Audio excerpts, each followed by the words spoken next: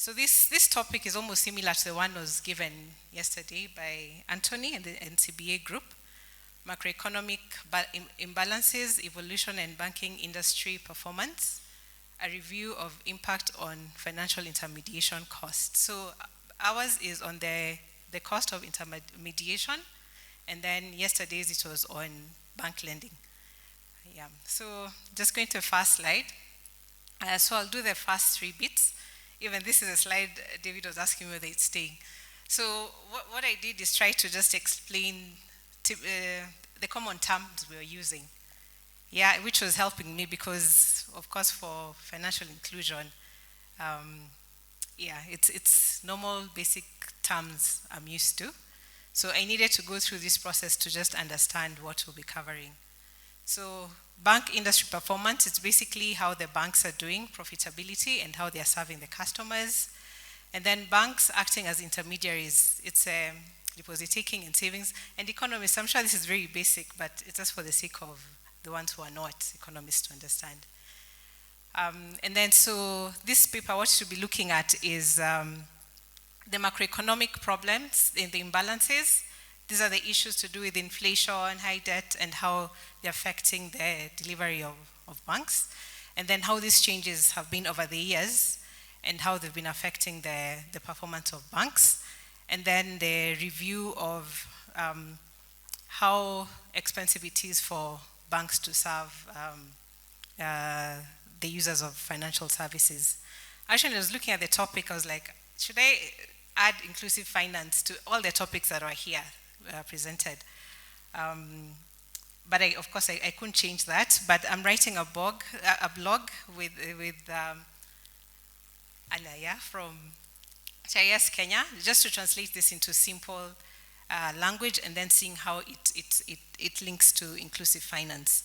So other terms that will be used are the fiscal policies. This is just how the government tries to balance the economy, and then monetary policy instruments are the tools used by a central bank to make sure the economy is in balance. And these are tools that are used are like interest rates, the bonds, the reserve requirements by banks and all that here. So those are the simplified definitions that we'll be using. So the abstract. So the study examines the impact of macroeconomic imbalances on the performance of Kenya's banking sector, focusing on the financial intermediaries costs, and we've looked at the data that we had from quarter 4 of 2020 to quarter 1 of this year, 2024. And then we are employing the GMM model. I think it was explained yesterday, and David will come and explain it. And then the study finds out that the inflation pressures above the upper bound target, external debt and sustainability, monetary policy tightening, and current account deficit to GDP to ratio leads to increases in the intermediation costs, basically how banks are able to serve the customers. So the findings highlight the need to anchor inflation below the upper bound target, implement prudential fiscal policies, apply monetary policy instruments effectively, and develop a framework to understand how they interlink the imbalances and the costing. So the focus will be on the cost of financial intermediation. So quickly going to the background, which I'll be very brief because David will spend more time on some of these issues. So it was during the global financial crisis, 07 to 09, a lot of things were done by banks here and governments to have prudential tools and macro-prudential policies to stabilize the economy. And then you go to interest rates and bank profitability. Long-term high interest sort of influence the profitability of banks. And then short-term high rates, they cause banks to deal with higher funds for costs, and they reduce profitability for the banks. And then, of course, the cyclic nature of the bank's profitability, if the economy is experiencing these imbalances, it will affect how the banks perform, and there will be the same cycle of things. And then cost and efficiency of financial intermediation. Again, David will speak through this, but high intermediation costs, of course, limit credit access, slowing down of economic growth, and all those things that make it hard for Kenyans, beneficiaries of the services, to thrive in the market. And then impact of macroeconomic imbalances. The fiscal stress increases intermediation costs. If you look at the paper, we have examples from Greece and Ireland based on our reading. And then sovereign downgrades and reduced government guarantees elevate risks and borrowing costs. And then the regional context, of course, you can see what is happening in the economy. Recent sovereign downgrades in Kenya highlight the need to examine financial intermediation, cost and macro imbalances. So it's really important to look at those because of what we, of course, feel as Kenyans. So quickly to the problem statement. So the reason why we're doing this research is because we need to understand the implications of the microeconomic imbalances on the impact on how banks service. And this is driven by the impact from the economy that we are experiencing.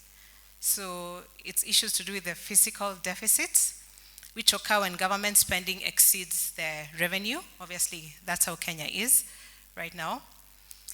Reduce overall demand, slow growth, and weaken banks' asset qualities, as it was explained in, I think, the second paper on the asset quality.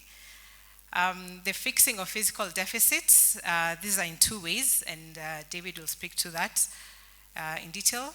This is impact of increasing taxes, and then the government spending is affected, and it lowers demand, and then negatively impacting businesses and banks' performance. And then, of course, the financial intermediation costs. Ali had said that they are cyclic when the issues are, the economic environment is not stable. It affects the cost for banks to serve the users of the financial services. So current challenges, also I'd mentioned, I already talked about that. But the key thing here is that when the economy is unstable, the role of banks is critical, and this cannot be overlooked. So how they perform in the economy is important. That's one of the reasons why we have the study. So the main research need is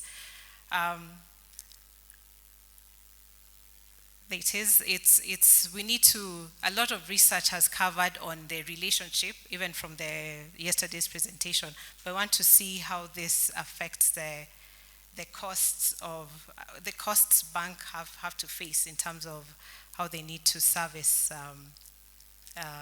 the users of the financial sector, which is a financial intermediation. The study findings, contributions, why this study is important for the work we do. The results provide valuable data to support macroprudential policies aimed at managing macroeconomic imbalances. This evidence helps shape policies that address the cost of banking services while promoting economic growth and stronger financial sector. The findings are important for banks, especially in managing their assets and liabilities, understanding the impact of economic imbalances on banking costs, which helps in making informed decisions about loan pricing, managing risks, and diversifying the income sources. So I'll quickly go through the literature review. I'll just pick out the key points. We did a lot of writing in the papers. So one of the things is that we got that there's financial intermediaries like banks emerged to mitigate this cost. And the various things written there that would support it. The other thing I can pick out is some of the cost implications occur when the economy is, there's a lot of imbalance in the economy. In terms of the empirical bits, I'll just pick out what you see in orange there. Lowering inflation reduces financial intermediation costs and improves welfare. So a lowered inflation rate will reduce the cost for serving the needs of the financial users. And then trade openness induces competition, lowering intermediation costs, but also reducing bank profitability by Mohammed et al., 2021. And then Were and Wambua, I know our CBK colleagues. The bank size, the credit risk, return on assets and operating costs increase interest rate spreads, and then higher liquidity ratio reduces the spreads. Other things from our literature review, structural changes impact spreads over the long term. Government borrowing raises spreads, leading to inefficiency in financial intermediation. And then interest rates and inflation are major determinants of high banking spreads. Most of that will be explained by David. I'll skip all those in the interest of time. So a summary from our literature review is that most studies have focused on the relationship between financial intermediation costs and economic growth, but nobody has really focused on how the costs are affected or change. And that's why this study, we are doing it. So we need to get, because of the limited evidence on how the costing is, we want to see how macroeconomic balances affect financial intermediation costs, which will be gone into the details. Now we'll go into the numbers that I'm not able to explain, but David will come step by step and tell us how we ended up choosing this. And once again, thank you so much for listening to the basic economic lingo that somebody like me who's not an economist is able to express. So David, you can come and take over. Thank you, Geraldine. I do believe that she has done her best on this. Now, I'll want to put this paper as very, very general. So what this paper is looking at is that commercial banks are involved in financial intermediation. That is, you mobilize deposits for lending. So the question is, when you have the macroeconomic shocks and uncertainty arising from macroeconomic imbalances, how does this affect the costs that the banks face in the process of financial intermediation? Now, if you look at it narrowly, is that a commercial bank will mobilize deposits, but deposits are not the only source of loanable funds on the sides of the bank. A bank will also mobilize loanable funds from a DFI, which that stream may not reflect itself in the bank's balance sheet, but a bank draws against that from the line of credit they have gotten. But it has a cost, what you may call the commitment fee, because which is charged based on how much and the rate at which you're able to draw down on that facility on the DFI side. So when you look at that perspective, then the question is, what is this we are calling the cost of financial intermediation? And yesterday, as it was mentioned, how does this cost change, for example, as the physical deficit is changing? How does it change when you have a very heightened current account deficit? And those are the issues that you're trying to grapple with in this paper. So in doing so, I'll not dwell much on this, but we are dealing with what is called a bank dealership model. When you read around this model by H.O. and Saunders, it actually looks at the cost of financial intermediation on the banking industry side and what affects that. But you have a modification done by Mundos in 2004. So we use the same model, but what we'll do is that we modify this model to include some of the variables that we feel they are key. So in this case, how are we measuring the cost of financial intermediation? We are using the NIM, which is the net interest margin. And our question will arise, why are we not using, for example, the difference between average lending rates and deposit rates? When you take that difference, that gives you the interest rate spread. But we are not interested in the interest rate spread because you could have a lower interest rate spread, but at the same time, you have a higher cost of financial intermediation. But when you look at the NIM, what NIM looks at it as that you look at the interest income less the interest expense, and you apportion that across the average interest-bearing assets. So here we have the loans and advances, placement in government securities, and placement in other banks. And therefore, we want to find how that cost changes, because that cost takes care of so many things. It takes care of the cost of deposits, the cost of other lines of credit, return to the shareholders, the expenses that are being related to these loanable funds, and therefore it is a better composite measure of the cost of financial intermediation. So you just want to model that against the macroeconomic imbalances, and then of course you control for the bank factors. And therefore here you have NIM, which is the measure of CFI, which is measured as that ratio that we are giving there. Then on the balances, we look at the inflationary pressures, and here we are looking at the upper bound. So we want to find out when the inflation goes beyond the 7.5 cap, which is the upper bound target. And then the other one, we have the fiscal distress. Now, this is how we are measuring fiscal distress. If you look at the National Treasury and CBK guidance, when you are servicing the external loan, there's actually two measures which are thresholds which are used. And one is the debt service to revenue ratio, and it's capped at 18%. So our postulation is that if it's beyond 18%, then of course there's a lot of imbalance in the economy from the point of sustainability of debt servicing. If you're looking at debt servicing sustainability, debt sustainability from the debt servicing angle. And then there's also another one, which is the debt service to export earnings, which is capped at 15%. So we want to find if it's beyond the threshold of 15%, it has a strain, of course, on the open account of the economy. And given Kenya is a small open economy, so if you exceed these thresholds, then there's an element or a lot of macroeconomic issues, distress from the macro fundamentals. And then we have, from there we have the CBR, which is the monetary policy aspect we are also loading in there. And then we have current account deficit.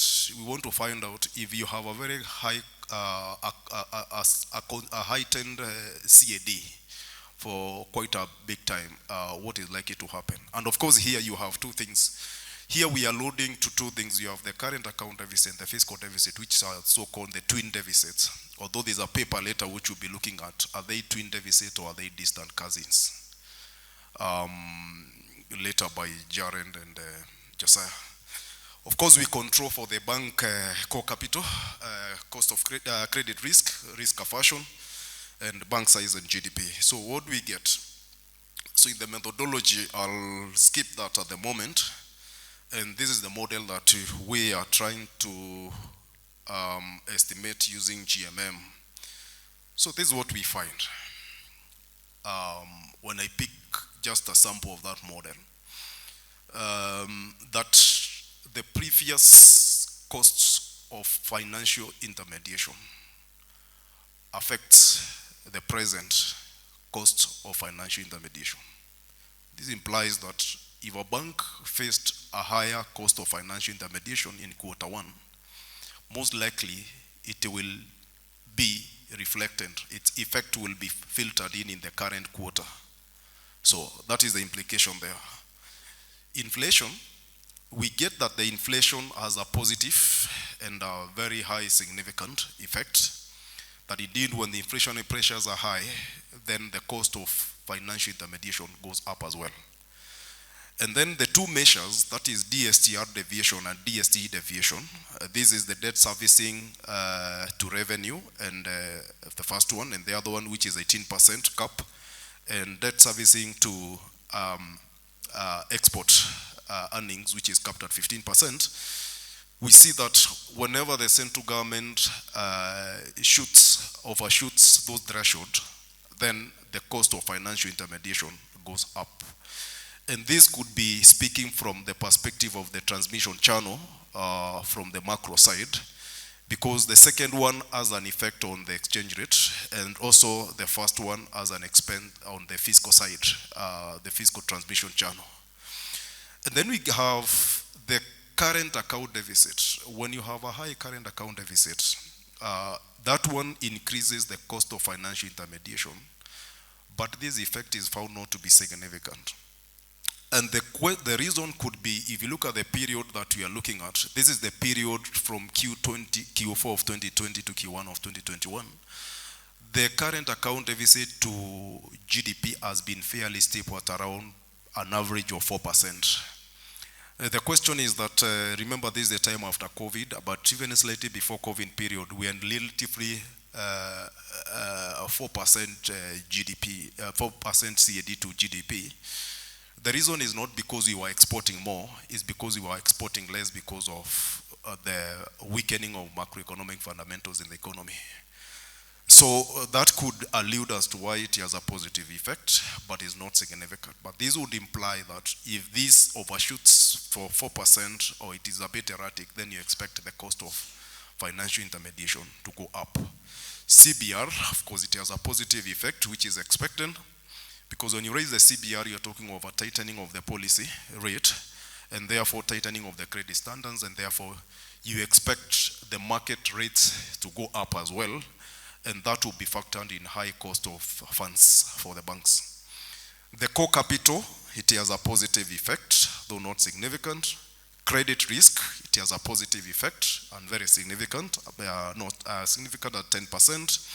Risk aversion, which you are measuring in terms of equity to total assets, you can see it has a positive effect, which is quite significant. But for the GDP and the bank size, it reduces. So what means is that if you have improvement in the economy in terms of GDP, then you can see some relativity in terms of cost of financial intermediation, though also not significant, and also the bank size has a negative effect. That is, what it implies is here that the larger the bank, the lower the cost of financial intermediation, because of course the economies of scale. And if you're looking at this cost of financial intermediation from, if the bank is, for example, raising some money through the interbank market for lending, then you expect a tier 1 bank to get a relatively cheaper rate as compared to a tier 3 bank borrowing in the same market because of the high rate of interbank market segmentation among the players. And therefore, so this is what we find. I think I've already explained this. And what you're saying is that, for example, for the risk aversion, which is the equity to total assets, you can see that when the banks are risk averse, then you expect the tightening of the credit standards, and therefore this leads to financial intermediation cost going up. So in short, what are we recommending is, number one, about the issue of the deployment. Okay, the first one is about the issue of, this is just I'll not dwell much on this because it's just a conclusion of the findings, so I'll go to the implication. One is the inflation management, and we have asked ourselves, why is it that even if the inflation is within the bound of 5% plus or minus 2.5 basis points, CBK will either hike the rate or even hold the policy rate and not bring it down. And the issue has been, the CBR is supposed to, monetary policy is supposed to look at the general prices, which is inflation.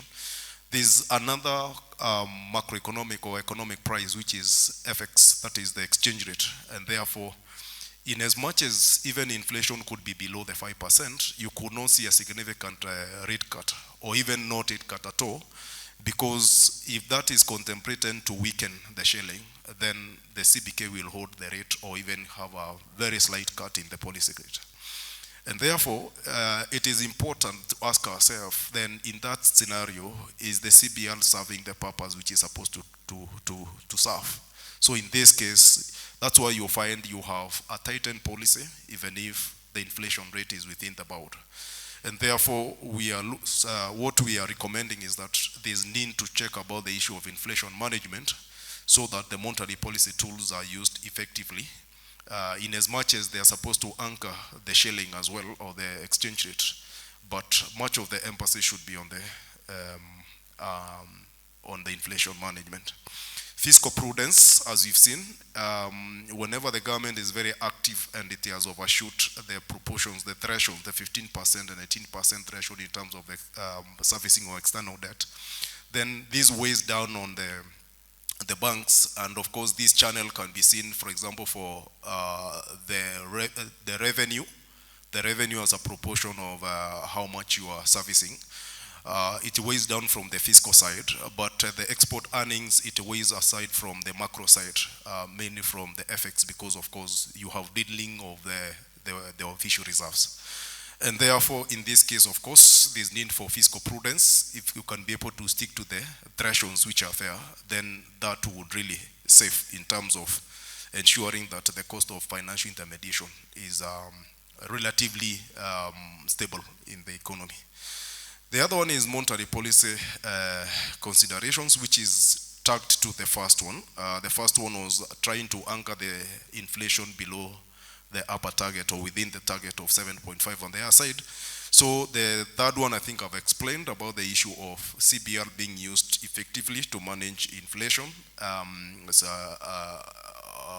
manage much of the inflation as opposed to other aspects. Although I know this is debatable, because I think there's a forum I attended several years ago, and it was alluded the role of the central bank should change from management of the general prices to be 1 plus N, where that 1 is management of the general prices in the economy, and the N is infinity, including FX and all that. And I remember that lecture was given, I think back in 2014, 2015, by Professor Muli at KSMS by then.